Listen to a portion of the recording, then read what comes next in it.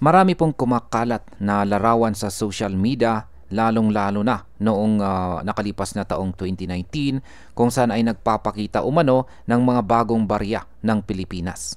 Kabilang pa raw ang isang 5,000 peso na coin or barya. Ayon po sa mga post, ito raw ang magiging simula ng coin-only currency system sa bansa. Yan, or mawawala na raw yung perang papel, puro barya na lamang. Pero ang totoo, hindi ito bagong sistema ng pera.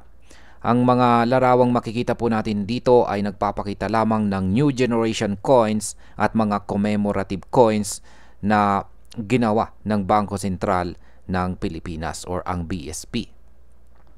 Ngayon ay ano ba talaga ang kumalat na impormasyon? Nito pong nakalipas na taong 2019, libo-libong tao ang nag-share ng mga larawan ng iba't ibang barya sa Facebook at saka sa Twitter. Sa caption ng mga post, sinasabi na ito raw ang bagong pera ng bansa at lahat ay magiging coins na lang, kasama na ang isang 5,000 peso coin. Dahil kakaiba po ang halaga at itsura ng mga baryang ito, marami ang naniwala agad na ito ay opisyal na ipapalit sa mga lumang barya. Ngayon ay totoo bang may 5,000 na peso coin na gagamitin sa sirkulasyon? Ang kasagutan po sa katanungan na yan ay hindi. Wala pong katotohanan yan. Ang 5,000 peso coin na nandito po sa larawan ay isa po itong commemorative coin. Ayan. Nandito po yan. Isang commemorative coin lamang po yan. Ayan, ang ibig pong sabihin nito ay ginawa. Ginawa po ito para gunitain ang isang mahalagang tao, lugar o kaganapan sa kasaysayan ng Pilipinas. Kaya yan po, yung 5,000 na peso coin.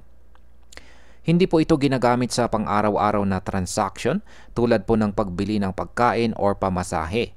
Halimbawa, may 1,500 peso at saka 5,000 peso coins na ginawa noon para gunitain ang panahon ng bagong lipunan noong panahon ni dating Pangulong Ferdinand Marcos.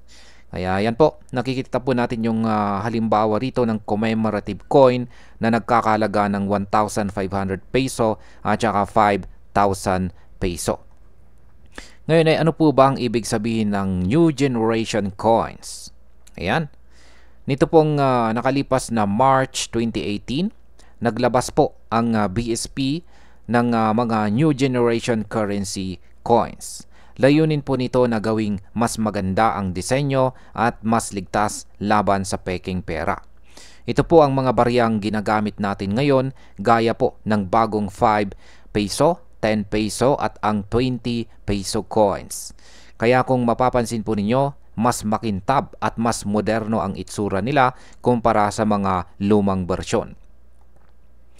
Bakit naman po gumagawa ng commemorative coins ang BSP?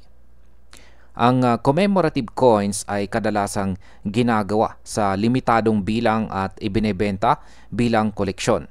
Halimbawa, noong dumalaw po si Pope Francis dito sa Pilipinas noong taong 2015, naglabas po ang BSP ng 500 pesos at saka 50 pesos na coins na may meron po itong disenyo ng Santo Papa. Ayan po, nakikita natin dito.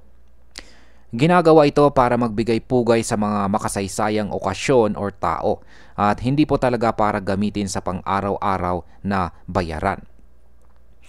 Ngayon ay ano po ang dapat nating matutunan dito? Una, hindi po lahat ng nakikita natin sa social media ay totoo. Kahit pa maraming nag-share, kailangan pa ring i-verify sa mga opisyal na source tulad po ng website ng BSP. Ikalawa, mahalaga po na maintindihan natin ang kaibahan ng circulating coins at ang commemorative coins. Ang circulating coins ay ginagamit natin araw-araw habang ang commemorative ay limitado at para lamang sa koleksyon. At ayan, ang opinion ko po rito ay para sa akin, maganda po ang ginagawa ng BSP sa paggawa ng commemorative coins dahil ito ay nagiging bahagi ng ating kasaysayan at saka kultura. pero dapat din nilang mas palakasin ang kanilang kampanya laban sa maling impormasyon. Sa panahon ngayon, mabilis pong kumalat ang fake news. Kaya mahalaga na alam po ng mga Pinoy kung alin ang tunay at saka hindi. At ayan ang malinaw po na paliwanag tungkol dito sa kumakalat na maling balita sa mga bagong barya ng Pilipinas. Tandaan po natin, huwag agad pong maniniwala sa nakikita natin online. Lagi po tayong mag-check sa mga opisyal na announcement para maiwasan ang kalituhan. Marami pong salamat sa panonood at huwag pong kalimutang mag-subscribe para sa iba pang malinaw na paliwanag tungkol sa pera at ekonomiya ng ating bansa.